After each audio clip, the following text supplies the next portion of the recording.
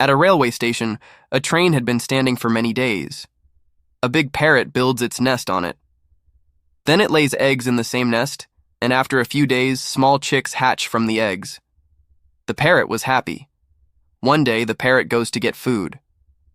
Suddenly, the train starts moving and goes far away. When the parrot comes back, it sees that the train is not there.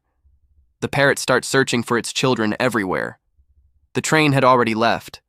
The sad parrot sits on a tree. Then the same train comes back to the same station. The parrot becomes happy, and then the parrot builds its nest on the tree, and then the parrot starts crying. Then no one liked or subscribed.